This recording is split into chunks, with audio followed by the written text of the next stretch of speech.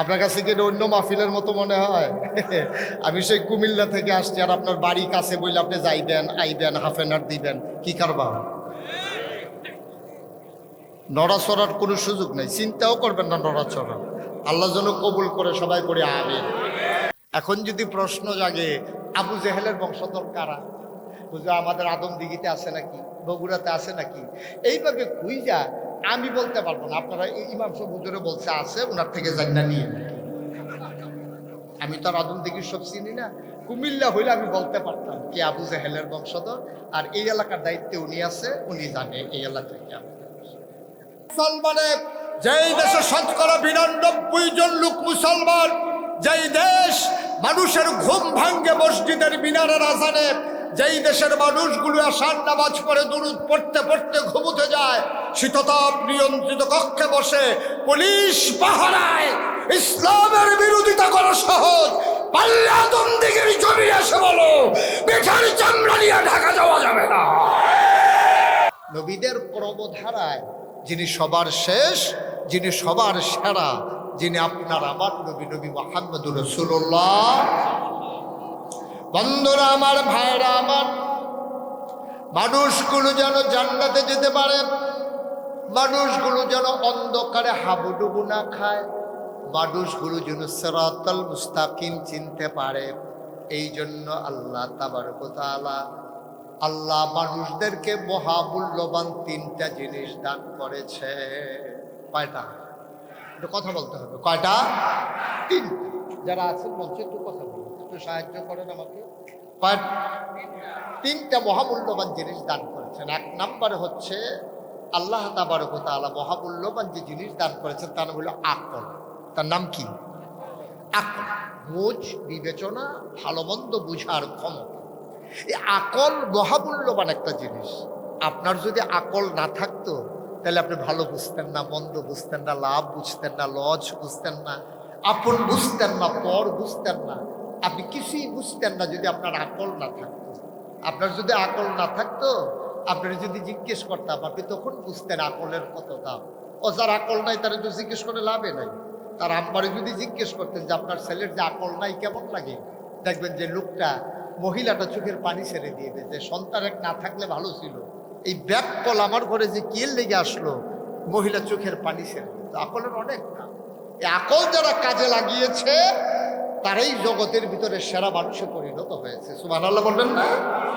আর যারা আকল কাজে লাগান নাই তারা অনেক বুদ্ধিমান, সব দিক দিয়ে সব বুঝে, তারা আপন বুঝে, পর বুঝে, টাকা চিনে, পয়সা চিনে, বাড়ি চিনে, ঘর চিনে, তারা গাড়ি চিনে, সব কিছু চিনে, কিন্তু তাদের আকল না থাকার কারণে তারা দিন চিনে না, আল্লাহ চিনে না, নবী চিনে না। ঠিক কি না?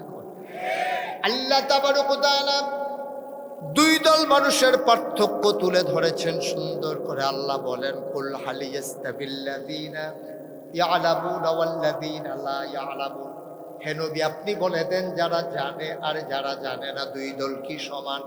কয় 2 দল কখনো সমান হইতে পারে না। বলেন সুবহানাল্লাহ। অন্ধকার আর আলো যেমন একরকম হয় না, দিন আর রাত যেমন একরকম হয় না, বুরুক্ষতা আর শিক্ষিত মানুষ কখনোই একরকম হয় না। যারা জানে যারা জানে না 2 দল কখনোই সমান না। যারা জানে তারা হইল রাদিয়াল্লাহু আনহুম ওয়া রাদু আনহু, তাদের ব্যাপারে আল্লাহ খুশি, আল্লাহর ব্যাপারে তারা খুশি। বলেন সুবহানাল্লাহ। আল্লাহ নবী যখন দ্বীনের দাওয়াত দিলেন, মানুষগুলো হয়ে গেল 2 ভাগ। একদল হলো আল্লাহওয়ালা, আরেক দল হলো শয়তানওয়ালা। একদল হলো জান্নাতি, আরেক দল জাহান্নামী। একদল ফেরেশতার চাইতে উত্তম, আরেক দল জানোয়ারের চাইতে খারাপ। ঠিক কিনা কন? এই কথা আমার না, আল্লাহ কোরআনে বলে দিয়েছেন। আল্লাহ তাবারক ওয়া তাআলা জানিয়ে দিলেন ওই মানুষগুলো কারা? যাদের জ্ঞান দেওয়ার পরও আল্লাহ চিনে নাই, যারা আল্লাহকে বুঝতে, আল্লাহর দিন বুঝতে পারে নাই, ওরা কারা? আল্লাহ কয়, ওয়ালাহুম কুলুবুল লা ইয়াফকাহুনা বিহা ওয়ালাহুম আয়ুনুল লা ইউবসিরুনা বিহা ওয়ালাহুম আযানুল লা ইয়াসমাউনা বিহা উলাইকা কাল আনআম বাল হুম আদাল। আল্লাহ কয় দুনিয়ার ভিতরে একদল মানুষ আছে এমন, মন আছে বুঝে না, চোখ আছে দেখে না, কান আছে শুনে না, ওরা আবার কেমন মানুষ? আল্লাহ কয় আমি কি বলছি নাকি মানুষ? উলাইকা কাল আনআম, ওরা চতুষ্পদ জানোয়ারের মতো। আমরা বলি আল্লাহ সে কি জানোয়ার? আল্লাহ কয় না, বালহুম আদাল, এটা জানোয়ারের চাইতে আরো নিকৃষ্ট, ঠিক কিনা? যে আল্লাহ চিনল না, নবী চিনল না, মন থাকার পরেও বুঝলো না, চোখ থাকার পরেও দেখলো না, কান থাকার পরেও শুনলো না, উলাইকা কাল আনআম, ওরা চতুষ্পদ জানোয়ারের মতো, ঠিক কিনা কম? এরকম আছে নাকি নাই? তাহলে মানুষ হয়ে গেল দুই প্রকার। একদল হলো রাদিয়াল্লাহু আনহু ওয়া রাদু আনহু, যাদের ব্যাপারে আল্লাহ খুশি, আল্লাহর ব্যাপারে যারা খুশি। আরেক দল হয়ে গেল জানোয়ারের চাইতে খারাপ। তাইলে যাদের ব্যাপারে আল্লাহ খুশি ওরা কারা? আবু বকর, ওমর, উসমান, আলী, তালহা, জুবায়ের, আব্দুর রহমান ইবনে আউফ, সাদ ইবনে রাবিয়া, আব্দুল্লাহ ইবনে আব্বাস, আব্দুল্লাহ ইবনে মাসউদ। ওই মানুষগুলো হলো যাদের ব্যাপারে আল্লাহ খুশি, আল্লাহর ব্যাপারেও তারা খুশি। সুবহানাল্লাহ বলবেন না? তাহলে আরেক দল হলো জানোয়ারের চাইতে ওরা খারাপ। জানোয়ারের চাইতে খারাপ যারা, ওরা কারা? ওরা হলো আবু জেহেল, আবুল আহাব বা সাইবা, মুগীরা। ওরা হলো জানোয়ারের চাইতে নিকৃষ্ট। আল্লাহ জানিয়ে দিয়েছেন ১,৫০০ বছর আগে। তাইলে ১,৫০০ বছর আগে, ১,৫০০ বছর আগে আবু বকর ছিল একদিকে, উমর, উসমান, আলী, তালহা ছিল একদিকে। ওরা কি জাহান্নামী না জান্নাতি? কথা বলে, ওরা কি জাহান্নামী না জান্নাতি?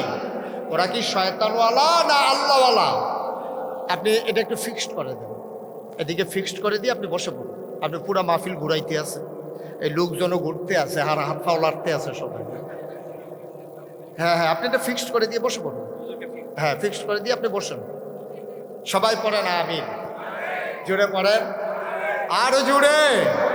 তাইলে তৎকালীন জমানায়, খুব খেয়াল করেন, তৎকালীন জমানায় নবী যখন দ্বীনের দাওয়াত দিলেন, মানুষ হইল কয় ভাগ? কথা কয় না? আস্তাগফিরুল্লাহ, লা হাওলা ওয়ালা কুওয়াতা ইল্লা বিল্লাহ। মানুষ হইল কয় ভাগ? দুই ভাগ। একদল হলো আল্লাহওয়ালা, আরেক দল হলো শয়তান। একদল হলো জান্নাতি, আরেক দল হলো জাহান্নামী। একদল হইল আপনার আল্লাহর মাকবুল বান্দা, আরেক দল হইল আল্লাহর অভিশপ্ত বান্দা। তো মাকবুল বান্দা কারা? আবু বকর, ওমর, উসমান, আলী, তালহা, জুবায়ের, আব্দুর রহমান ইবনে আউফ, সাহাবায়ে কেরাম। সুবহানাল্লাহ বলবেন না? আরেক দল যারা জাহান্নামী, ওরা কারা? আবু জেহেল, আবুল আহাব, উতবা, সাইবা, মুগীরা, ওদের বংশধর যারা কাফের। তাউজুবিল্লাহ বলবেন না? তাইলে এবার তৎকালীন জমানায় আমরা মানুষ পাইলাম দুই ভাগ। এখন আবু বকর, উসমান, আলী, আমরা হইলাম ওনাদের বংশধর। আমরা এখানে যারা আছি, আমরা আল্লাহর মাকবুল বান্দা যারা ছিল, আমরা তাদের বংশধর, ঠিক কিনা বলেন? তাহলে আবু বকর, উমর, উসমান, আলীর যদি বংশধর এখানে থাকে, তাহলে এখানে না থাকুক, অন্তত পৃথিবীতে আবু জেহেল, আবুল আহাব, উতবা, সাইবা, মুগীরা, তাদের বংশধর আছে নাকি নাই? যেহেতু তৎকালীন জমানায় দুই ভাগ, এখনকার জমানায়ও দুই ভাগ। তৎকালীন জমানায় ছিল আবু বকর, উমর, উসমান, আলী, আর ছিল আবু জেহেল, আবুল আহাব, উতবা, সাইবা। এখনকার জমানায়ও আবার ওই আবু বকরের বংশধর যেমন আছে, আবু জেহেলের বংশধরও আছে। আমরা হলাম আবু বকরের বংশধর, উমরের বংশধর, উসমানের বংশধর, আলীর বংশধর। এখন যদি প্রশ্ন জাগে, আবু জেহেলের বংশধর কারা? বুঝলো আমাদের আদমদিঘিতে আছে নাকি, বগুড়াতে আছে নাকি? এইভাবে খুঁজা আমি বলতে পারবো না। আপনারা ইমাম সাহেব হুজুরে বলছে আছে, ওনার থেকে জান্না নিয়ে নাকি। আমি তো আর আদমদিঘির সব চিনি না। কুমিল্লা হইলে আমি বলতে পারতাম কি আবু জেহেলের বংশধর, আর এই এলাকার দায়িত্বে উনি আছে, উনি জানে এই এলাকা থেকে। আপনি যে কি ফেস লাগাইছেন, কার নাম কইয়া কি বিপদে পড়ে, চাকরি লইয়া দৌড়ো দৌড়ো। তো আবু জেহেলের বংশধর এই পৃথিবীতে আছে, এখনো আছে, বাংলাদেশও আছে। আপনি যদি কোন যে হুজুর আপনার সাথে দুই একজন দেখা হয় না, আমি কিছু হ্যাঁ দেখা হয়েছি। আমি ঢাকা ইউনিভার্সিটিতে গেছিলাম একটা কনফারেন্স। তখন ঢাকা ইউনিভার্সিটিতে যাওয়ার পরে বললো যে হুজুর, ওই যে ইসলামের বিরুদ্ধে যে কথা বলছিল ওই লোক আছে, তার কি আমার একটু দেখা করাই দেন। তো ওই লোকের সাথে দেখা হইলো। আমি বললাম ও কি বলছিল? ও বলছিল, খুব খেয়াল করে, একেবারে মনোযোগের সাথে ও বলছিল, যারা পর্দা করে, যারা নেকাব করে, যারা হিজাব করে, যেই মেয়ের ওরা ঢাকা ইউনিভার্সিটিতে পড়ার দরকার নাই। ওরা কোনো একটা মহিলা মাদ্রাসায় ভর্তি হইয়া তারা পড়ে ফেলবে। যারা পর্দা করে সেকেলে, যারা প্রতিক্রিয়াশীল প্রগতিশীল না, যারা আধুনিক চিন্তাধারায় অভ্যস্ত না, এই মেয়েরা ঢাকা ইউনিভার্সিটিতে পড়ার দরকার নাই। এটাকে আপনারা মানেন বা কথা কেনা মানেন? ওরা বলতে চায় পর্দা নিশীন যারা, তারা ঢাকা ইউনিভার্সিটিতে পড়তে। মনে করেন আব্দুল হাই সাইফুল্লাহ ভাইয়ের একটা মেয়ে শিক্ষাগত যোগ্যতায় ঢাকা ইউনিভার্সিটিতে চান্স পেয়ে গেল, অথবা ওনার মেয়ে ঢাকা ইউনিভার্সিটিতে চান্স পাইল, তাহলে ঢাকা ইউনিভার্সিটিতে ওনার মেয়ে পর্দা করার কারণে পড়তে পারবে না। এটাকে আপনারা একমত? কিন্তু সে বলছে তো সেমিনারে হাজার মানুষের সামনে সে বলছে যারা পর্দা করে, মেকআপ লাগায়, হিজাব পরে, তারা ঢাকা ইউনিভার্সিটিতে পড়তে পারবে না, আসার দরকার নাই, তারা মহিলা মাদ্রাসায় ভর্তি হয়ে যাবে। নাউজুবিল্লাহ বলবেন না? ও প্রেসক্রিপশন দিয়ে গেছে। আমি বলেছি এই ঢাকা ইউনিভার্সিটিতে হয়েছে মুসলমানদের জমিনের উপরে। এই ঢাকা ইউনিভার্সিটির ইটগুলা কিনা হয়েছে মুসলমানদের টাকায়। এই ঢাকা ইউনিভার্সিটিতে যেই মুসলমানদের ট্যাক্সের টাকায়, আজও ঢাকা ইউনিভার্সিটিতে রিক্সাওয়ালার খেটে খাওয়া মানুষের টাকায়, আমার আপনার ট্যাক্সের টাকায়, আমরা একটা পাউরুটি কিনলে যে ভ্যাটের টাকা জমা হয় 15%, ওই টাকা দিয়ে যে ঢাকা ইউনিভার্সিটির কর্মচারী, কর্মকর্তা, প্রফেসর সকলের বেতন হয়, যে ঢাকা ইউনিভার্সিটিতে পড়তে পারবে না পর্দানিসীন মেয়েরা। আমি বলেছি শীততাপ নিয়ন্ত্রিত কক্ষে বসে তুমি ইসলামের বিরুদ্ধে কথা বলো, তোমার খবর নাই আজও বাংলাদেশে 92% জন লোক মুসলমান। ঠিক কিনা বলো? যেই দেশে মুসলমানের, যেই দেশে 92% জন লোক মুসলমান, যেই দেশ মানুষের ঘুম ভাঙ্গে মসজিদের মিনারের আজানে, যেই দেশের মানুষগুলো আসার নামাজ পড়ে দুরুদ পড়তে পড়তে ঘুমুতে যায়, শীততাপ নিয়ন্ত্রিত কক্ষে বসে পুলিশ পাহারায়, ইসলামের বিরোধিতা করা সহজ। পাল্লে আদম দিকের জমি এসে বলো বেঠার চামড়া নিয়ে ঢাকা যাওয়া যাবে না।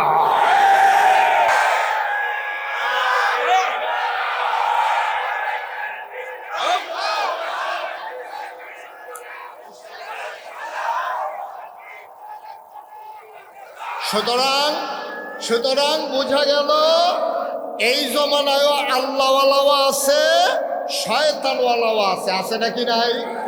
তাহলে আকলের সবচেয়ে বড় দাম। তুমি সব চিনলা, তুমি আল্লাহ চিনলা না। তুমি সব চিনলা, তুমি ইসলাম চিনলা না। তুমি সব বুঝলা, কোরআন বুঝলা না। আর এইভাবেই আপনার এই সংগঠন প্রজন্ম গঠনের কেন্দ্রে, যেখানে ইসলামী সাহিত্য কেন্দ্র ইশাকের মাধ্যমে এই কোরআন বোঝানোর যে প্রচেষ্টা, এটা একটা অনন্য আয়োজন, অনুকরণীয় দৃষ্টান্ত। আমি মনে করি শুধু বগুড়ার আদমদিঘিতে নয়, এই প্রকল্প বাংলাদেশের প্রতিটি গ্রামে গ্রামে চালু হওয়া প্রয়োজন। ঠিক কিনা বলে? তাহলে ছোট্ট শিশুরা ওই যে যেখানে কিন্টার গার্ডেনে সকালবেলা চলে যায়, আজকে বক্তব্য পিটিয়ে বিদায় করে দেওয়া হয়েছে। এই কারণে আমার ছেলেরা শিখার কথা ছিল আউযুবিল্লাহ বিসমিল্লাহ, এখন আমার ছেলেরা শিখতেছে টুইঙ্কেল টুইঙ্কেল। ঠিক কিনা কন? ছোট বাচ্চা টুইঙ্কেল টুইঙ্কেল পারে, আউযুবিল্লাহ বিসমিল্লাহ। ঠিক কিনা কন? ছোট ছেলে মোবাইলের গেমস বুঝে, কিন্তু আমার ছোট্ট বাচ্চা নামাজ বুঝে না। ঠিক কিনা কন? এগুলো হচ্ছে আমাদের ওই বক্তব্যগুলো যে বন্ধ হয়ে গেছে, যেখানে হুজুর সকালবেলা লাইন ধরে পড়াইতো গোসলের কয় ফরজ, তখন সব ছেলেরা আমরা চিৎকার করে বলতাম 3 ফরজ 3 ফরজ।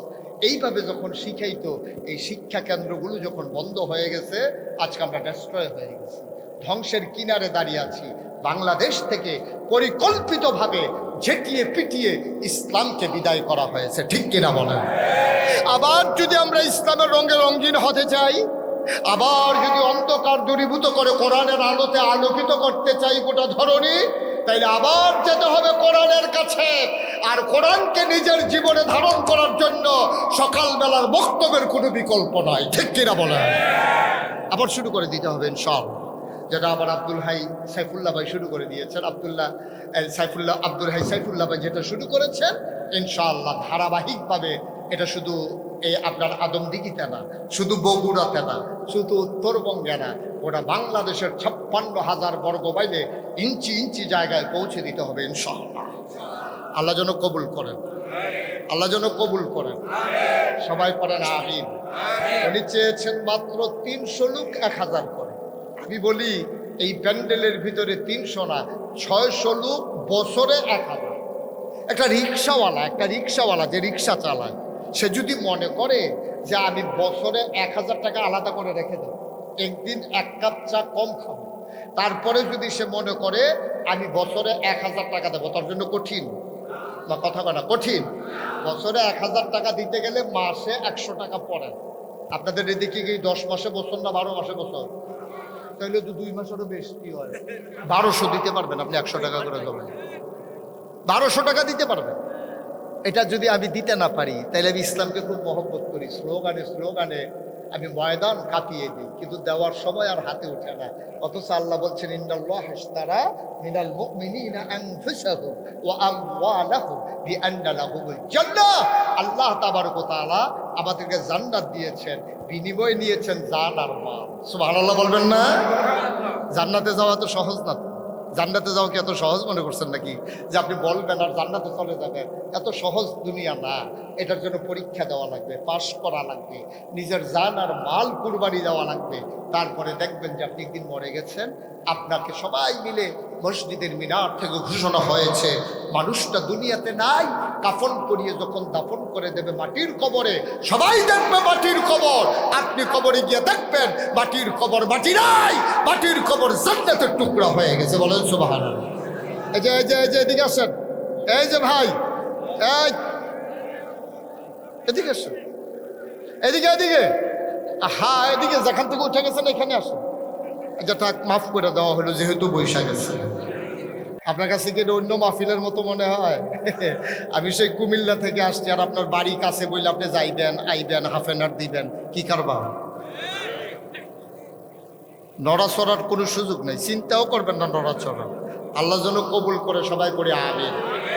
আমি লম্বা সময় আপনাদেরকে আটকে রাখবো না, যতক্ষণ আপনাদের ধৈর্য কুলায় ততক্ষণ ইনশাল্লাহ আলোচনা। ওয়ামা তাওফিকি ইল্লা। তো আল্লাহ তাবারক ওয়া তাআলা আল্লাহকে চেনার জন্য, নবীকে চিনার জন্য, ইসলাম বুঝার জন্য মহামূল্যবান কয়টা জিনিস দিছে। এই তো দেখছেন ইমাম সাহেব যদিও চুপ করেছিল, এমন এক কথা কইছে পুরা মাহফিল কাই। কয়টা জিনিস দিছে? আর কথা বলতে পারেন না, ঘুমাই গেছেন আপনি? কয়টা? 1 নম্বরে আকল। আকলের দাম কম না বেশি? এটা মানুষ বোকা, সে হাঁস বাইরা ফালায় পিটাইয়া, গাছের আম ছিঁড়া ফালায়, সে মানুষকে পিটাইলেও পেশার সে পাগল, কিছু কইও। পাগলের জন্য আল্লাহ কলমও ধরেন না। পাগলের কোনো হিসাব নাই, বুঝ বিচার নাই, তার কাছে কেউ মেয়ে বিয়ে দেবে না, বাপ মা তার নিয়ে অতিষ্ঠ। এই পাগলের কোনো দাম নাই, দাম হলো আকলমত মানুষ যারা, তাদের। সুবহানাল্লাহ বলবেন না? আকলের যে কত দাম এটা আপনি বুঝেন না। আমার বাসা হচ্ছে কুমিল্লা শহরে, খুব খেয়াল করে শুনেন, আমার বাসা কুমিল্লা শহর। আপনারা আমার ওয়াজ ইউটিউবে কে কে শুনেন একটু হাত উঠেন তো দেখি। ও বাবার, আমি সারা দেখি সবাই শুনে, হাত না। তাহলে বুঝে গেল আপনারা সব আমার কথা বুঝেন না, নাকি অনুবাদ করা লাগে আবার? কথা বুঝেন তো না? আমার ঢাকা কুমিল্লা শহরে আমার বাসা। আকলের কত দাম দেখেন। তা আমার বাসা কুমিল্লা শহরে, আমার বাসার পাশে যে মসজিদ, আমি যখন কুমিল্লাতে থাকি ওই মসজিদে আমি নামাজ পড়ি। তা আমার ওই মসজিদের সামনে কিছু ভিক্ষুক বসা থাকে, পার্মানেন্ট ভিক্ষুক দেখবেন মসজিদ, শহরের মসজিদগুলোতে আছে। এটা আমার জায়গা পার্মানেন্ট করা, এর জায়গায় আবার অন্য কেউ বসতে পারেন, এটা অনেক জায়গায় মারামারি হয়েছে। তো এই ভিক্ষুক যখন বসে রয়েছে, তা একটা ভিক্ষুকের সাথে আমার খুব খাতির। তার বিপদ আপদে, সমস্যায়, চিকিৎসায় আমাকে যখন জানায়, আমি চেষ্টা করি কিছু কিছু দেওয়ার জন্য। তো এই ভিক্ষুক, আমার এক বন্ধু একদিন আমাকে ফোন দিয়া বলে যে দোস্ত, আমি তোমার সাথে একটু জরুরি কথা আছে, আমি কুমিল্লা আসতে চাই, কোথায় দেখা করব? তাই বললাম যে ওই যেই মসজিদ তুমি নামাজ পড়ি ওইখানে তুমি আয়সা জুহরের নামাজ পড়ো, আমিও পড়বো, 2 বন্ধুর কথা হবে ইনশাআল্লাহ। এই কথা বললা যখন আমি এই মসজিদে গেছি, নামাজ শেষ হয়েছে, বন্ধুর সাথে কথা বলতে বলতে আমি মসজিদের সামনে দিয়ে বের হয়ে গেছি। ওই ভিক্ষুকের কথা আমার আর মনে নেই। আমি ভিক্ষুককে এটা এখন তো মাহফিল সেটা বন্ধ করে দেন। হ্যাঁ আমিন কর, এখন ফার্স্ট লাগুক, এখন তো সোডানের সময়, অসুবিধা নেই, বলেন আলহামদুলিল্লাহ। আপনার মনোযোগের সাথে শুনতেছেন কথা? গভীর মনোযোগ। তো ভিক্ষুক, আমি তো মসজিদে গেলে কিছু না কিছু ওরে দেই, কিন্তু আজকে যে বন্ধুর সাথে কথা বলতে বলতে বেরিয়ে গেছি, ভিক্ষুকের কথা আমার আর মনে নেই। তো ভিক্ষুকদের কিন্তু জ্ঞান খুব তীক্ষ্ণ। আমি যে বের হয়ে যাইতেছি, আমার কথা শুনছে, ওরে যখন পার হয়ে গেছি, ও আমারে ডাক দিয়া বলতেছে, হুজুর চলে যাইতেছে। আমি আরে না, আইতে আসি। আমি আবার ফিরা গিয়া আমার বন্ধুকে বললাম, এই যে ভিক্ষুকটা চোখে দেখে না, কিন্তু তার আকল সাংঘাতিক। কারণ সে তো চোখেই দেখে না, তার আবার কিসের আকল, আমি এখনই টের পাই। আমি পকেট থেকে একটা 10 টাকার নোট বের করে ভিক্ষুকের হাতে দিয়া বললাম, আজকে মনটা খুব ভালো, এই জন্য তোমার 100 টাকার নোট দিছি। কত? কথা কথা দেখি কয় টাকা? আমার কথা বুঝেন না আপনারা? দিছি 10, বলছি কত? 100। যখন ভিক্ষুক এই কথা বলছি, ভিক্ষুক টাকাটা হাতে নিয়া আস্তে করে কি জানি ধইরা আমার দিকে তাকাইয়া কইতে আছে, শয়তানি করে। কি শয়তানি? কয় 10 টিক্কা। আমার চোখে পানি চলে আসছে। আমি আমার বন্ধুকে ডেকে বললাম, এই মানুষটা চোখে দেখে না, তার বিবাহিত জীবনে তার স্ত্রীকে সে দেখলে চিনে না, কথা শুনলে বুঝে না তার স্ত্রী, তার সন্তান চিনে না।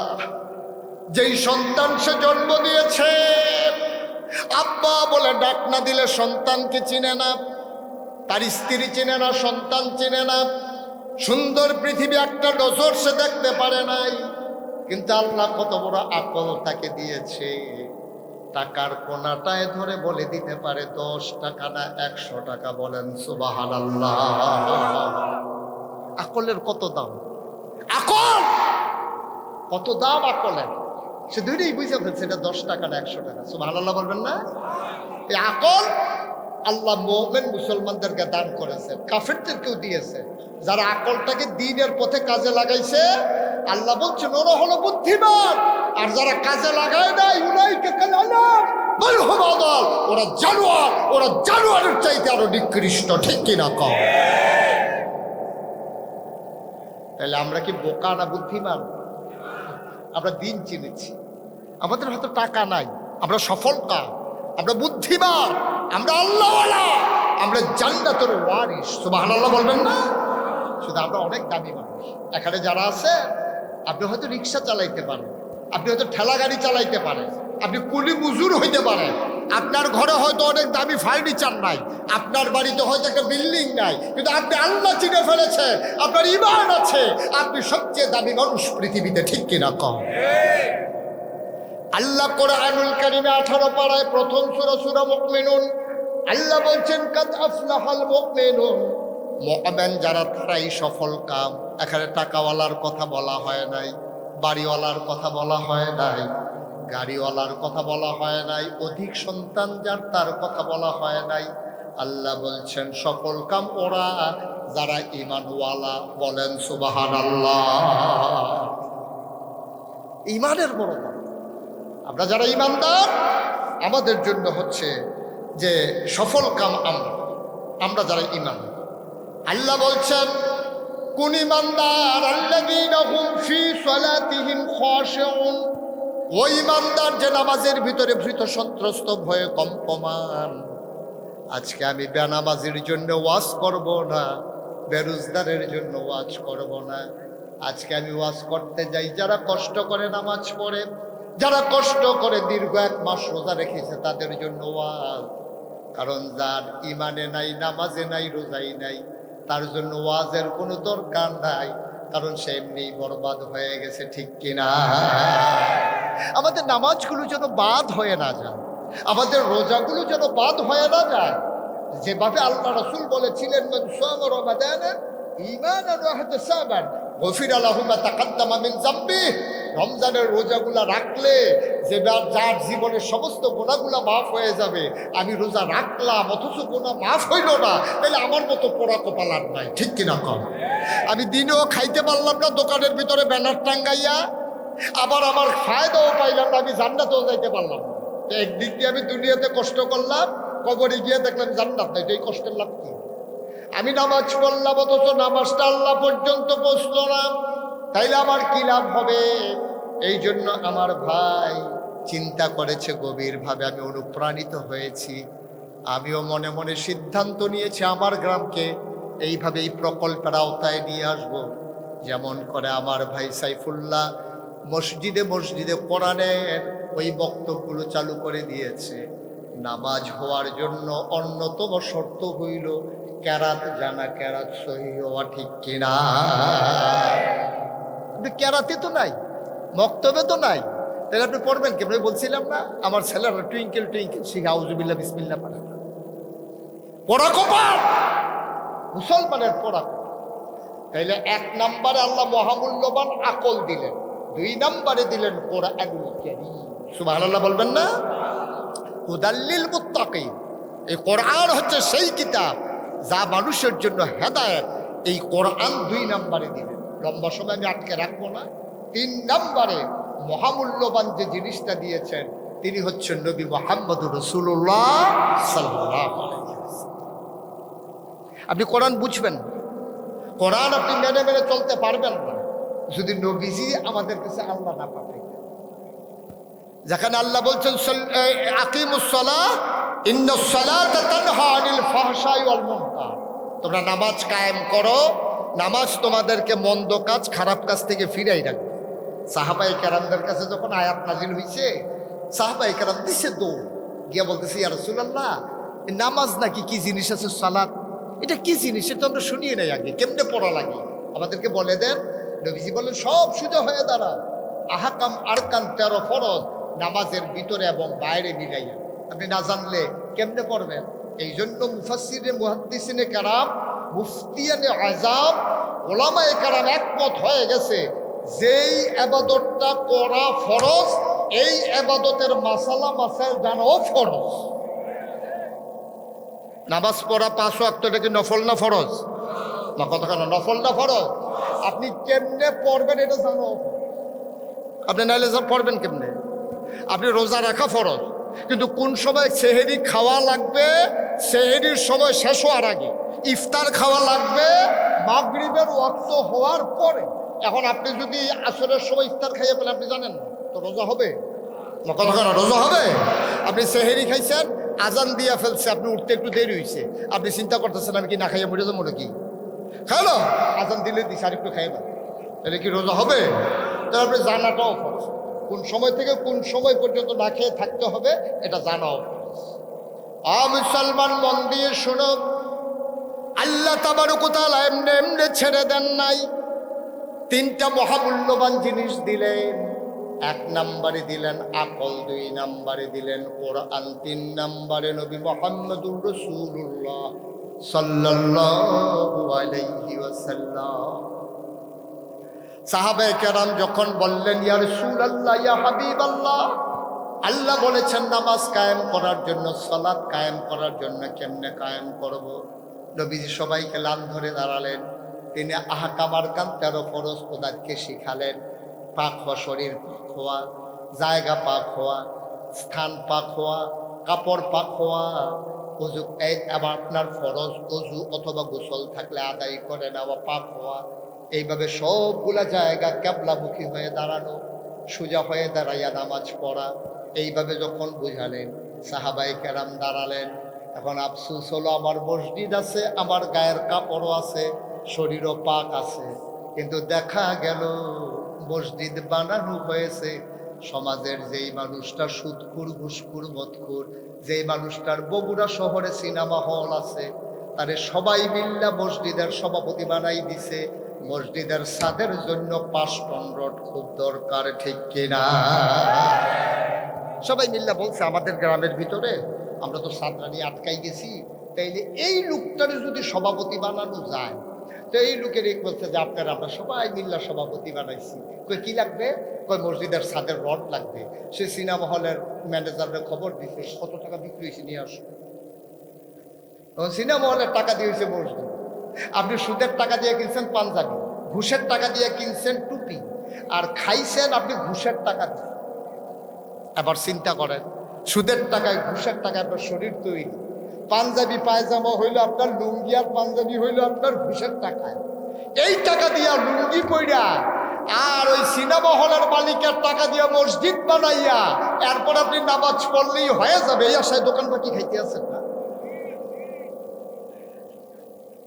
এই আশায় দিন কাটাইতেছেন?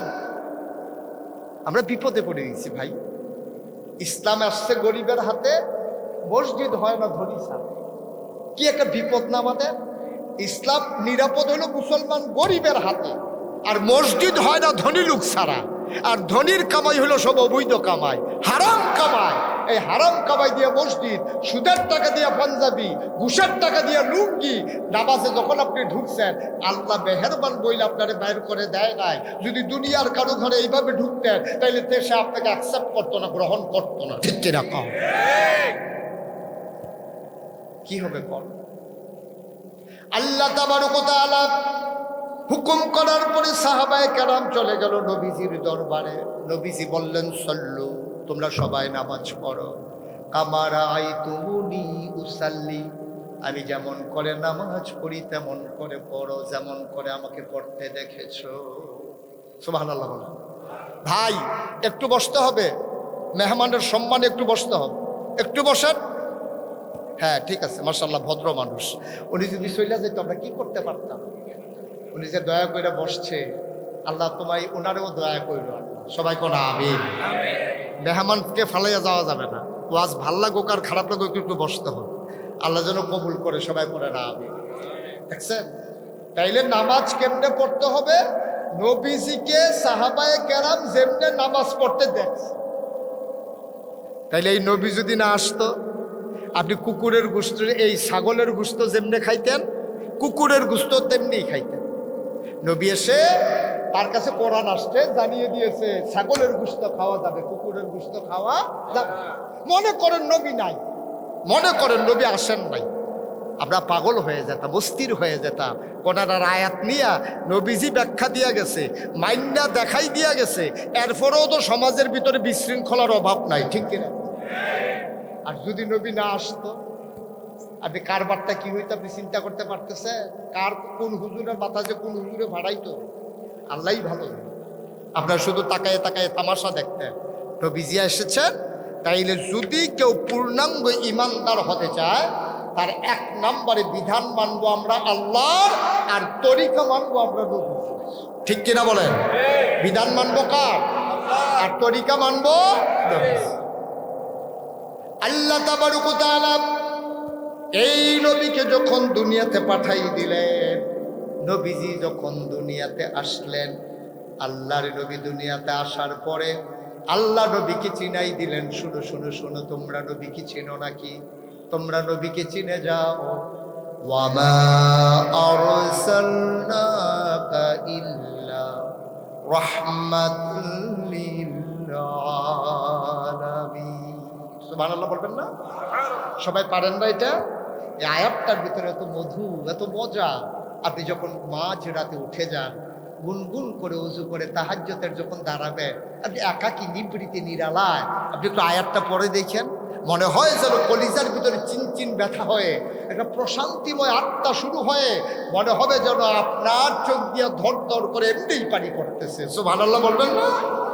সবাই আবার পড়ি আমরা। হ্যাঁ, ওয়ামা আরসালনাকা ইল্লা রাহমাতাল লিল আলামিন।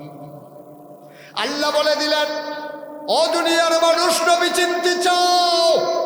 আমি হইলাম রব্বুল আলামিন, সমস্ত জগৎ সমূহের যিনি রব, যিনি খালেক, যিনি মালিক, যিনি সত্তার, যিনি গফফার, যিনি আইয়ুব, যিনি ওয়াদুদ, যিনি প্রেমময়, যিনি ওয়াদুদ, ওই আল্লাহ হইলেন রব্বুল আলামিন। আর নবী হইলেন রাহমাতুল লিল আলামিন। যত জায়গায় আল্লাহ রব, তত জায়গায় আমার নবীজি রব। সুবহানাল্লাহ বলবেন না?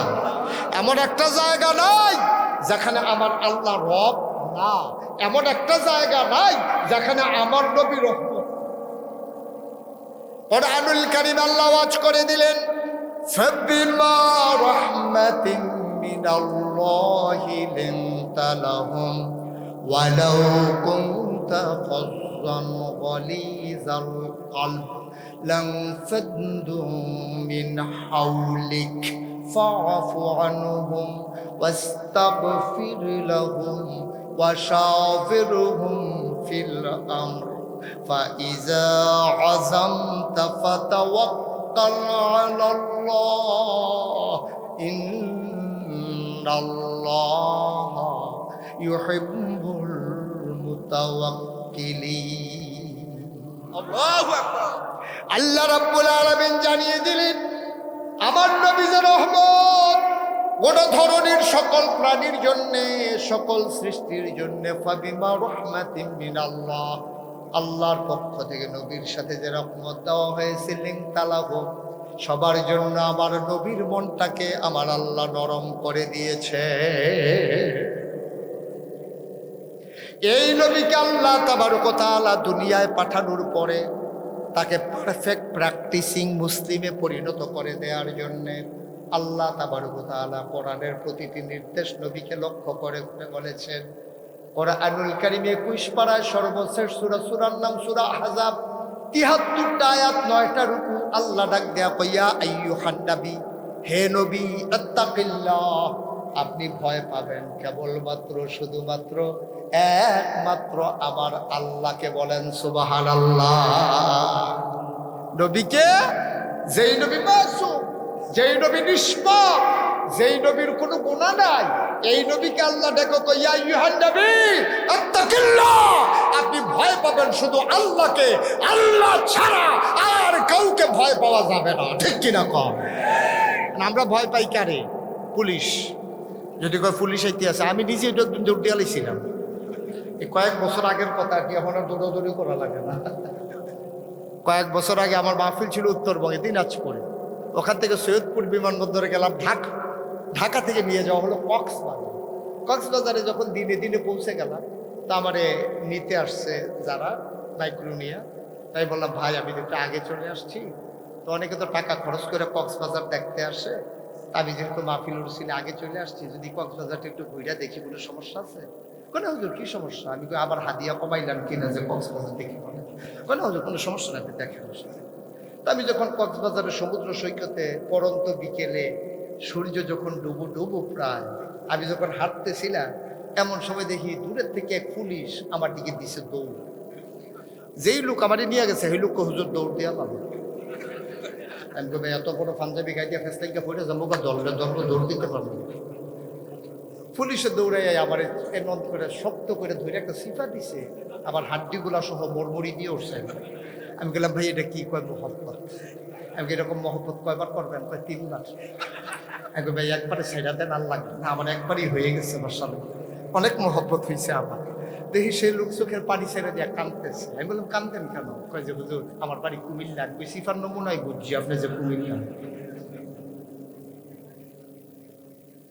ভাই একটু চিন্তা করে দেখেন যে কি দিন গেছে, আল্লাহ কেমন দিনে দিচ্ছে। আপনি যদি সময়ের শুকরিয়া আদায় না করেন, আল্লাহ তাকে ছেড়ে দেবেন না, ছেড়ে দেবেন না। আল্লাহ সবসময় একরকম যায় না, আর সময় পাইলে মুমিন মুসলমান যারা তো এটা কাজে লাগাই দেয়। ঠিক কিনা কম? এটাই কাজে লাগাই দেয়, আর নাইলে আপনি আটকে যাবেন কিয়ামতের ময়দানে। সময় সবসময় একরকম যায়। যেই কথাটা বলতেছি না, আল্লাহ তাবারক ওয়া তাআলা নবীকে পাঠালেন রহমত। নবী কি? কথা বলা নবী কি? আর আল্লাহ হইল রব্বুল আলামিন, আর নবী হইলেন রাহমাতুল লিল আলামিন। সুবহানাল্লাহ বলবেন না? কি রহমত তিনি বলছেন? লিনতালাহুম, আপনার মনটাকে সবার জন্য নরম করে বানানো হয়েছে। আপনি কখনোই মানুষের মায়া অন্তর থেকে দূরীভূত হয় না। এই তিনি হইলেন রহমাতুল লিল আলামিন। সুবহানাল্লাহ বলবেন না? এ আল্লাহর নবী মুহাম্মদুর রাসূলুল্লাহ সাল্লাল্লাহু আলাইহি ওয়াসাল্লামকে আল্লাহ ডেকে কয় তাকিল্লাহ, আপনি ভয় পাবেন শুধু আল্লাহরে। বগুড়ার মানুষ, আদমদিঘির মানুষ, আমরা ভয় পাই না তাকে, আমরা ভয় পাই গ্রামের সর্দারকে, মোড়লকে, আমরা ভয় পাই পুলিশ, র্যাব, গোয়েন্দাকে। কিন্তু প্রকৃত ইমানদার যারা, তারা ভয় পায় কেবলমাত্র আল্লাহকে। ঠিক কিনা? ইমানদার যারা, আল্লাহ ছাড়া কারো ভয় তাদের অন্তরে জায়গা হয় না। এটাই ইমানদারের কথা। আচ্ছা, এখানে আল্লাহ কেন বললো না তোমরা ভয় পাইবা পিসা হুজুরকে? কেন বললো না তোমরা ভয় পাইবা এমপি সাহেবকে? কেন বললো না তোমরা ভয় পাইবা থানার ওসিকে? কেন বললো না তোমরা ভয় পাইবা আব্বাকে আম্মাকে? কেন বললো না? কেন আল্লাহর কথা বললো? মুফাসসিরিন কেরাম গবেষণা করলেন, তারা গবেষণার রেজাল্ট প্রকাশ করে দিলেন। যদি বলতো তোমরা ভয় পাইবা মুশতাক ফয়েজি পীর সাহেবকে, তা আমার এলাকার যারা মানুষ তারা পাহারা দিত যে হুজুরে কোন সময় বাড়ি থেকে যায়, আমরা তখন গোনা করা শুরু করি। যেহেতু হুজুরে ভয় পাইতে কইছে, তো হুজুরে দেখলে না ভয় পাওয়া, হুজুর তো দেখে না, হুজুর চলে গেছে বগুড়া, তারপরে তো যা ইচ্ছা তা করব। এই জন্য মুশতাক ফয়েজি পীর সাহেবকে ওরা পাহারা দিত। আল্লাহ পীর সাহেবের কথা বলেন না, মায়ের কথা বলেন নাই। মা রান্না করে, ছেলেটা কলেজে গিয়ে যদি সিগারেট খায় মা তো দেখবে না। বাবা চলে গেছে অফিসে, সন্তান যদি জোহরের সময় নামাজ না পড়ে তাহলে তো সন্তান বাবা তো দেখবে না। এই জন্য আল্লাহ বলছেন আত্তাকিল্লাহ, তোমরা ভয় পাইবা আল্লাহকে। কারণ এই জন্য আল্লাহকে ভয় পাইবা এমন একটা জায়গা নাই। তুমি যখন সেহেরি খাও ভোর রাত্রে, নিকশ কালো অন্ধকার, আকাশে মেঘ জমে আছে, হাতটা দিলে দেখা যায় না আলো ছাড়া, তখনও যিনি দেখেন তিনি কে? পানির নিচে ডুব দিয়ে যদি তুমি এক ঢুক পানি খেয়ে ফেলো, তুমি অজু করতে গেছো টিউবওয়েলের ভেতরে, একটা ছেলে তোমাকে সাহায্য করতেছে, টিউবওয়েলের ভিতরে চাপ দিয়া শান্ত করে চাপ দেয়, পানি বের হয়, তুমি কুলি করো।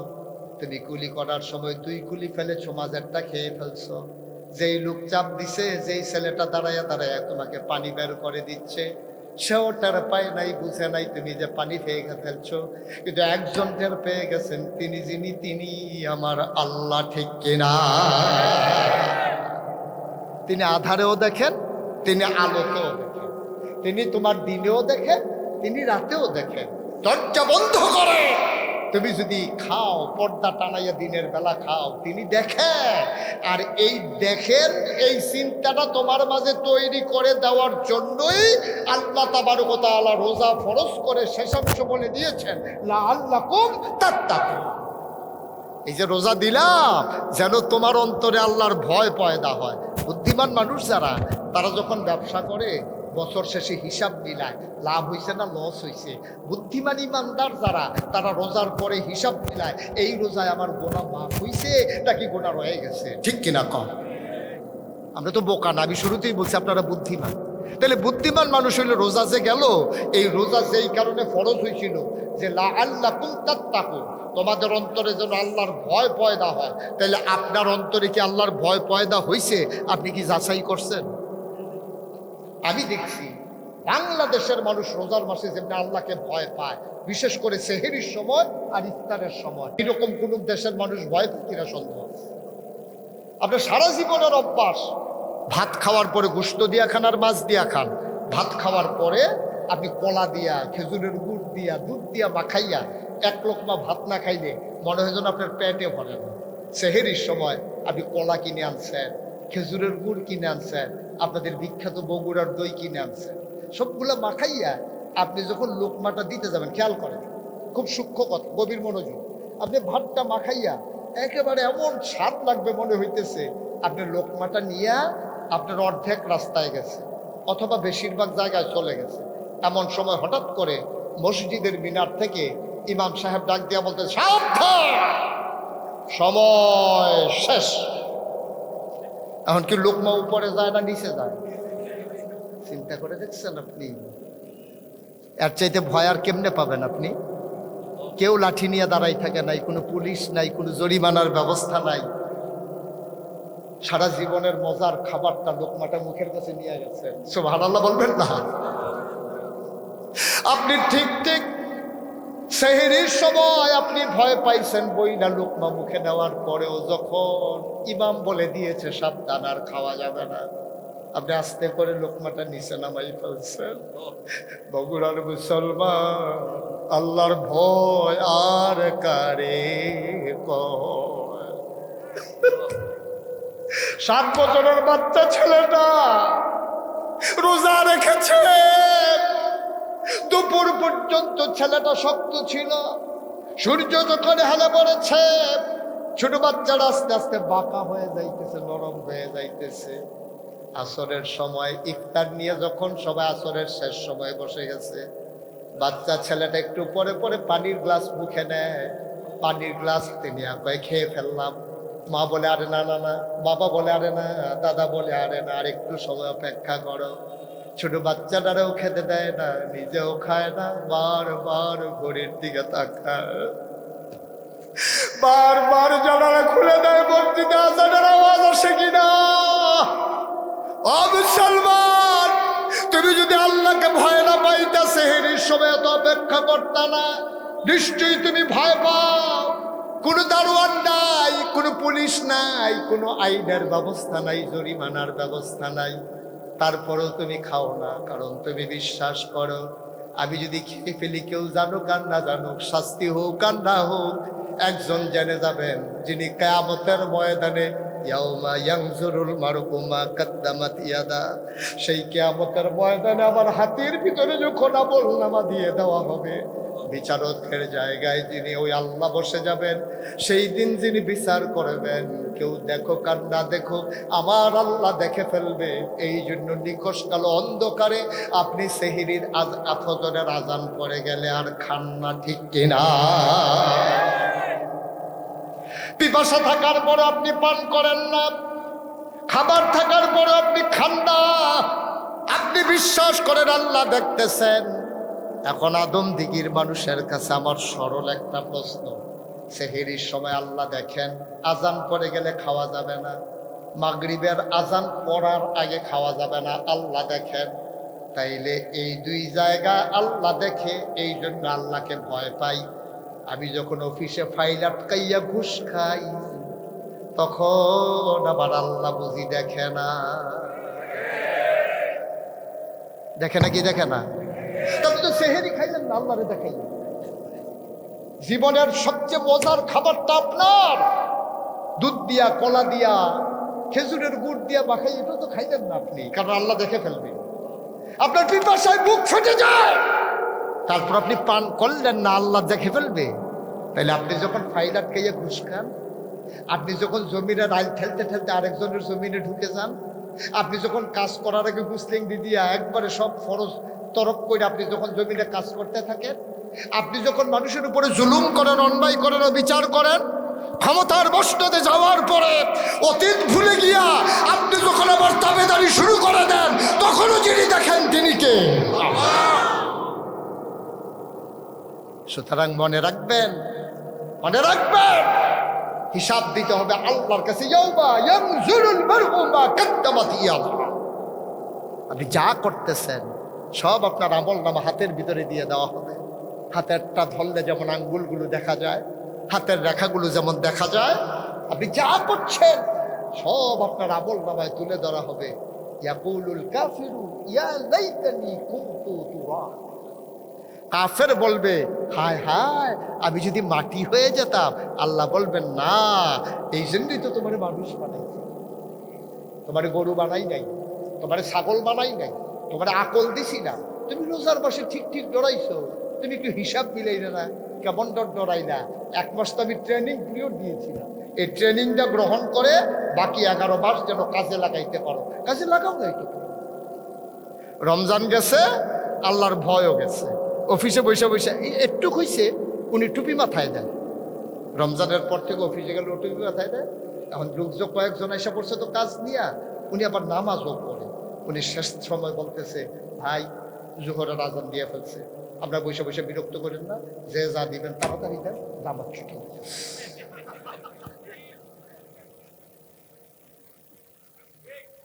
মানে সুদ খাওয়ার একটা, ঘুষ খাওয়ার একটা স্টাইল আছে। আল্লাহরে ডরায় তো নামাজ ছুটে দেয়, কিন্তু ঘুষ দেখায় না, বুঝে আল্লাহ দেখে। দেখে না কি দেখে না? এই জন্য আমার নবী হচ্ছেন আমার জন্য আদর্শ, মডেল, ওই সুওয়াতুন হাসান। তিনি শিখাই দিয়ে গেছেন কেমনে কোন জায়গায় করবা, কি করবা। আরে জন্মের পরেই তো উনি রেকর্ড করে ফেলছে। মাত্র নবীর জন্ম হয়েছে, কষ্ট হচ্ছে আপনাদের? ছেড়ে দেওয়া দরকার। আমি যখন চিন্তা করি শেষ করে কুমিল্লা যাওয়া লাগবে, কি এর কষ্ট, কি এর মাফি। ঠিক আছে, চলবেই তো, চলতেই তো আছে না, চলতেছে তো, আপনি না বললেও তো চলতে আছে। উনি বললা চালাইতে আছে, বাদ্যা কইব ওয়াজ থাকবা গেছিল, আমি কইয়া চালাইছি। হ্যাঁ, ওনার ওয়াইফের কাছে গিয়া উনি কে বলছে চিনছ না তো আমারে, ওয়াজ থাইমে গেছিল চালাইছে একটু। যেই কথাটা বলতেছে, নবীর জন্ম হয়েছে, খুব খেয়াল করে, নবীর জন্ম হয়েছে ওই জমানায় মায়েরা বাচ্চাদেরকে বুকের দুধ খাওয়াইতেন না। বংশাবলী মানুষ যারা, তারা বুকের দুধ মায়েরা বাচ্চাদেরকে খাওয়াইতেন না। তো খাওয়াইতো কারা? তায়েফ ছিল মক্কার পার্শ্ববর্তী একটা শহর। এই তায়েফ থেকে একদল মহিলা আসতো, মক্কায় বাচ্চা নিয়ে তাদেরকে দুধ খাওয়াইয়া আবার 2 বছর 2.5 বছর পরে টাকার বিনিময়ে দিয়ে দিয়েছে। নবী যে বছর জন্মগ্রহণ করেছেন, তায়েফ থেকে একদল মহিলা রওনা করেছে। মনে করেন বগুড়া থেকে রওনা করেছে, আসবে আদমদিঘি। এই গ্রামের নাম কি? চাটখই। আদমদিঘি থেকে আসবে এই বগুড়া থেকে আসবে চাটখই, আদমদিঘি যাওয়া লাগবে না। এখন তায়েফ থেকে রওনা দিছে একদল মহিলা, ওরা আসবে তায়েফ, এই মক্কায়। কথা খেয়াল করে, রওনা দিছে কোত্থেকে? কথা কন, কোত্থেকে আসবে? কোথায় আসবে? মক্কা। রওনা দিছে করে কিছু দূর আসার পরে দেখছে পিছনে একজন লাগে। এক মহিলা বলতেছে, এই সবাই থামো, আমার সাথে একজন ছিল, সে নাই। কই কে নাই? আমার সাথেই ছিল। আরে দাম কর। হালিমা। সুবহানাল্লাহ বলবেন না? হালিমা আমার সাথে ছিল, পেছনে পড়ে গেছে। ওর রূপটা খুব দুর্বল, স্বামী সন্তান নিয়ে রওনা করেছে, পেছনে পড়ে গেছে। তাই নাকি? সবাই একটু দাঁড়াই। ওরা মুড়ে দাঁড়ালো, অনেকক্ষণ অপেক্ষা করলো, দেখে যে আসে না। সূর্য অস্তমিত প্রায়। ওরা মনে করলো আবার তো ফিরে যাওয়া লাগবে। ওরা দৌড়াইয়া তাড়াতাড়ি করে চাটখই আসছে, ওই মক্কায় আসছে। আইসা ধনী ধনী বাচ্চাগুলা, যাদের টাকা আছে, বাপ জাপানে থাকে, আমেরিকাতে থাকে, ব্যবসা করে বাপ, টাকার মালিক, বাড়ির মালিক, ওইসব বাচ্চাগুলোর সবাই খুঁজে খুঁজে নিয়ে গেছে। ফিরতি রওনা দেওয়ার পরে রাস্তায় গিয়ে দেখে ওরা সবাই যাইতেছে, হালিমা আসতেছে। ওরা কথা কেন, ওরা আর হালিমা ক্রস করছে রাস্তা। সবার কুলের ভিতরে ওয়া ওয়া করে বাচ্চা কান্দে। হালিমা কয়, এই তোমরা সবাই বাচ্চা নিয়ে চলে আসছো, তোমার জন্য বৈশা থাকবো। প্রত্যেককে একটা ম্যাপটা আমার উপরে গেছে, এটা পিছনে পড়ে গেছে, আমরা তাড়াতাড়ি করে নিয়ে আসছি। আর বাচ্চা নাই। চাটখইরে মক্কায় কি আর বাচ্চা নাই? সুবহানাল্লাহ বলবেন না? সবাই মিলে একটা বাচ্চা আছে। আমরা জেনেছি বাচ্চা আছে কয়টা? একটা। গরিব, বাপ নাই। বাচ্চার নাম কি? বাচ্চার নাম শুনেছি মুহাম্মদ সাল্লাল্লাহু। হালিমার স্বামী বললেন, হালিমা চলো যাই, একটাই বাচ্চা আছে, নসিব হয়তো এটাই আমার আল্লাহ রেখেছেন, চলো যাই। হালিমা বাস্তববাদী মহিলা ছিল। হালিমা কয়, অভাবী মানুষ, বাচ্চার বিনিময়ে যদি কয়টা টাকা না পাই তাইলে বাচ্চা নেব কেন? হালিমা কয়, বাচ্চা আনবো না। হালিমার স্বামী বুঝাইয়া বললেন, চলো যাই, পছন্দ হইলে নেব, নাইলে নাই। কাছাকাছি চলে এসেছি, এখন আর ফেরত যাওয়ার দরকার নাই। হালিমা ঢুকলেন মক্কায়।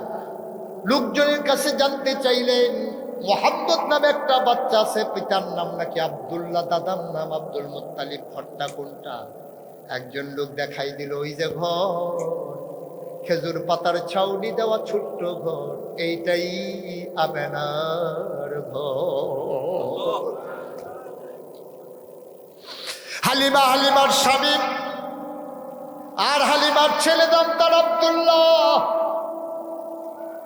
আমেনার ঘরের সামনে গিয়ে দাঁড়ালেন। হালিমা ডাক দেওয়া কয়, স্বামী আমার, আপনি আব্দুল্লাহকে নিয়ে বাইরে একটু দাঁড়ান। এই মহিলার স্বামীরাই পর পুরুষ ঘরে যাওয়া ঠিক হবে না।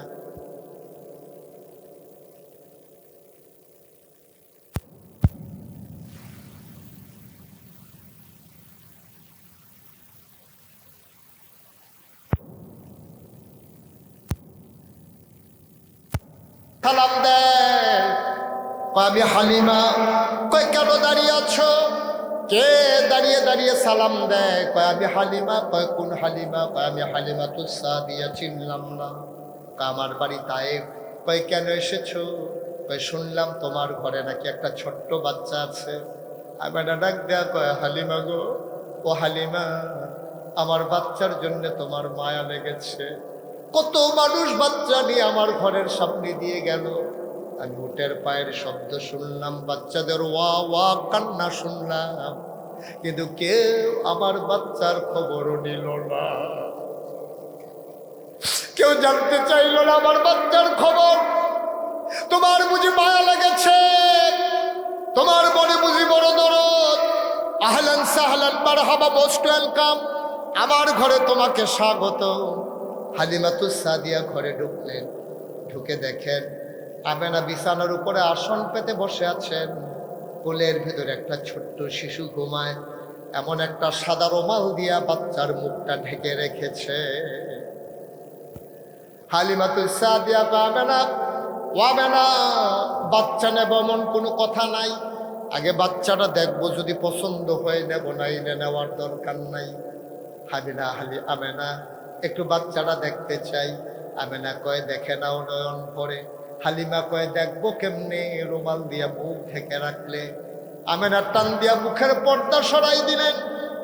হালিমা কয় জীবনে আমি অনেক বাচ্চা দেখেছি, খোদার কসম আমি এমন সুন্দর বাচ্চা আমার জীবনে আর একটাও দেখি না।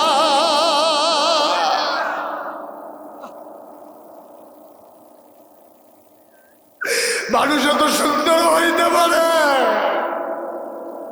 এটা আমার জানা ছিল না। বাচ্চারা চোখ বন্ধ করে ঘুমায়। আমি মনে মনে চিন্তা করতেছিলাম, আমি তো বাচ্চাটাকে দেখি, বাচ্চাটা তো আমাকে দেখে না। আমি মনে মনে চিন্তা করতেছিলাম, যদি বাচ্চাটা আমাকে এক নজর দেখতো। আল্লাহর হুকুম, আমি কাউকে কিচ্ছু বলি নাই। হঠাৎ করে আমি দেখলাম বাচ্চার চোখের পাতাটা এমন করে নড়তেছে। আমার মনে হইল চোখের পাতা না, মনে হইল ফুটন্ত গোলাপের গোলাপি রঙের দুইটা পাপড়ি মৃদুমন্দ বাতাসে যেন দোল খাইতেছে।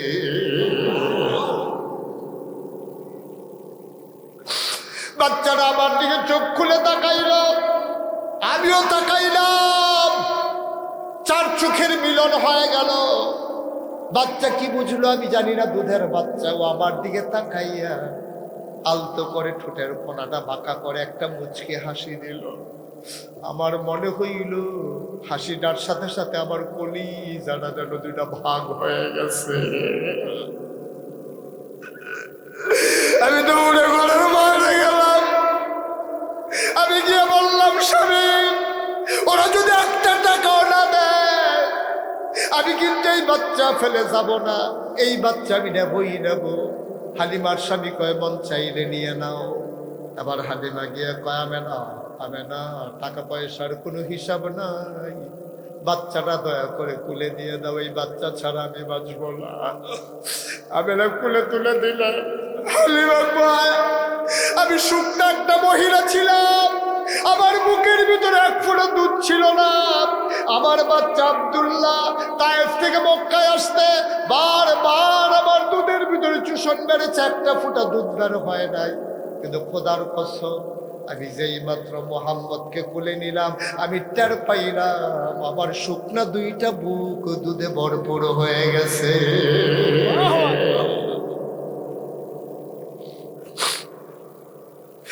মুসলমান,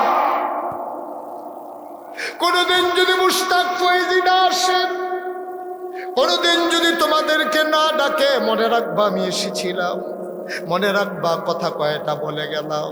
বাবা মাইনা মাইনা ছইল, জীবনটাকে একটু বদলে দাও। এভাবে আর কতদিন, এভাবে আর কতদিন? তুমি একদিন থাকবা না রে আব্বা। তোমার আব্বা যেমন করেছিল এখন নাই, তোমার মা যেমন করেছিল এখন নাই, একদিন তুমিও থাকবা না, এটাই হচ্ছে বাস্তবতা। আসো সোনার একটা জীবন সাজাই, সোনালি একটা জীবন রাঙ্গাই, কনারের আলোকে নিজেকে আলোকিত করে জান্নাতের বাসিন্দা হয়ে যাই। রাজি আছি নাকি? পারবো না ইনশাআল্লাহ? পারবো না ইনশাআল্লাহ? বড় কষ্টের ইসলাম, বড় কষ্টের ইসলাম। আব্বা এত সহজে ইসলাম পেয়ে গেছো। তোমার আব্বা মুসলমান, তোমার আম্মা মুসলমান, তুমি জন্মসূত্রে মুসলমান, তুমি জন্মসূত্রে মুসলমান। তুমি তো ইসলাম মাইনা মুসলমান হও নাই। ইসলাম মাইনা যদি মুসলমান হওয়া লাগতো, সাহাবাদের মতো বদরের প্রান্তরে জীবন দিয়ে যদি প্রমাণ করা লাগতো ইমান কারে কয়, উহুদের প্রান্তরে নবী দন্ত মুবারক শহীদ করে প্রমাণ করে দিয়েছেন নবুয়ত জিন্দেগি কারে কয়। তোমার কোনো পরীক্ষা দেওয়া লাগে নাই, তুমি সুন্দর করে তুমি মুসলমান পরিচয় দিচ্ছ, তোমার একটা পরীক্ষাও দেওয়া লাগে না। এত সোজা না আপনার, এত সোজা না ইসলাম। একটু পরীক্ষা দেওয়া লাগবে, সামান্য একটা পরীক্ষা। আব্দুল হাই সাইফুল্লাহ দিল ফেল মেরে ফেলবা, 300 লোক হাত উঠাইতে পারল না কোরআনের জন্য। 300টা হাত উঠলো না এই ময়দানে, আফসোস। বছরের 1000 টাকা, টাকা কেউ এটাকে টাকা মনে করে এখন বাংলাদেশে। 1000 টাকার নোট নিয়ে গেলে বাজার টাজার করে আওয়ানোর সময় দেখে 2 টাকা চামচ লইতো মনে। আরেক জায়গার থেকে 50 টাকা, ও 50 টাকা তো হয় না, 100 টাকা হাওলাত করিয়া পরে 2 টাকা চামচ বাড়িতে আসা লাগে। এই হচ্ছে বাংলাদেশের অবস্থা। আর এখানে কোরআনের খেদমতে, আহারে কোরআন, এই কোরআন যে মানবে কোরআন তাকে ছাড়বে না, কোরআন যে মানবে না তাকেও কোরআন ছাড়বে। এটা আজব কথা বলে ফেললাম না? কোরআন যে মানবে কোরআন তাকে ছাড়বে না, কোরআন যে মানবে না তাকেও কোরআন ছাড়বে না। এটা আবার কি কথা? তাহলে মানলেও ছাড়বে না, না মানলেও ছাড়বে না, বিপদে পড়লাম না? কোরআন যে মানবে কোরআন তাকে জান্নাতে না নিয়ে ছাড়বে না, সুবহানাল্লাহ বলবেন না? আর কোরআন যে মানবে না কোরআন তাকে জাহান্নামে পৌঁছে দেওয়ার আগ পর্যন্ত তাকে ছাড়বে না। বন্ধু বন্ধুরে পাইয়া বাড়িতে নিয়ে আসছে, ছাড়ে নাই। আর পুলিশ চুরেরে পাইয়া ছাড়ে নাই। দুইটা কি এক জিনিস না? বন্ধু বন্ধুরে পাইছে, পাইছে আহা দুস্ত এত বছর পরে দেখা, কুলাকুলি কইরা বন্ধুরে হাতে টানতে টানতে বাড়িতে নিয়ে আসছে। আর পুলিশে মতে খুঁজতে আছে, তে কই আছে কই আছে, গিয়েই দেখেছে তো দোকানের সামনে চপ করে ধরে বলছে, সারা সারি নাই। তাহলে দুস্তের সারা আর বন্ধুর এই পুলিশের সারা কি এক জিনিস নাকি? কোরআন তোমাকে ছাড়বে না যদি কোরআনের সাথে মহব্বত লাগাই ফেলো জান্নাতে না নিয়া। কোরআন তোমাকে ছাড়বে না, কোরআনকে যদি অ্যাভয়েড করো তোমাকে জাহান্নামে না নিয়ে। ঠিক কিনা কম? আমরা ইচ্ছে করলে পারি, ইচ্ছে করলেই পারি। কতজনের তালিকা হয়েছে আমি জানি না, কতজন আপনারা 1000 টাকা করে দিয়েছেন জানি না। এখন যখন বুঝে ফেলছেন কোরআন আপনাকে জান্নাতে না নিয়ে ছাড়বে না, দেখি 100 হাত উঠান, 100 হাত। যারা দিছেন তারা, যারা দিছেন তারা ছাড়া, যে বছরে ইনশাআল্লাহ আমি 1000 টাকা করে দেব, যারা দিয়েছেন ওয়াদা করেছেন তারা ছাড়া, দেখি কে পারেন একজন। কারা কারা পারেন দেখি, কারা পারেন? ইনশাআল্লাহ ইনশাআল্লাহ। এই তো অনেক হাত হয়ে গেছে। যারা আগে হাত উঠান নাই, আপনি আগে উঠাইছিলেন না? না, মাশাআল্লাহ এখন উঠাইছেন। এই যে উনি একজন উঠাইছে, ওই যে এখানে মাশাআল্লাহ হাত আবার ভরে গেছে। সবাই যারা নাম তালিকা করতেছেন নতুন হাতের কাছে যান, হয়ে যাবে 300 ইনশাআল্লাহ।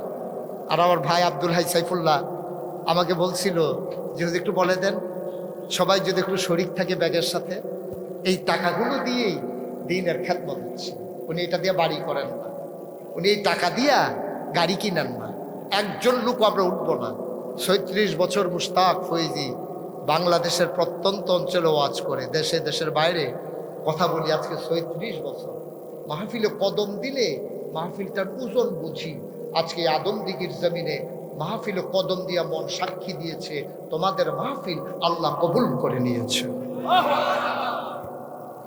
এই কবুল হওয়া মাহফিলটাতে আমরা দোয়া না করে কেউ যাব? একজন দোয়া না করে যাব।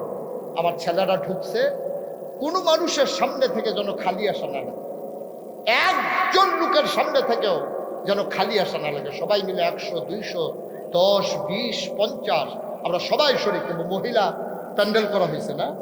আমার মায়েদের জন্য পাশেই প্যান্ডেল করা আছে, ওখানে কয়েকজন স্বেচ্ছাসেবক অল্প বয়সের পাঠাই দেন, ওখানে মহিলাদের প্যান্ডেলে কিছু পাঠাই দেন।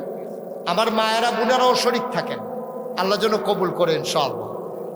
এই উঠবেন না কেউ, আমরা সবাই মিলে একটু রুমালের ব্যাগের সাথে দেখা করি, আর এই ফাঁকে সবাই মিলে তওবা করি, আল্লাহ যেন জীবনের গুনাহগুলো মাফ করে দেয়। দরকার আছে নাকি নাই?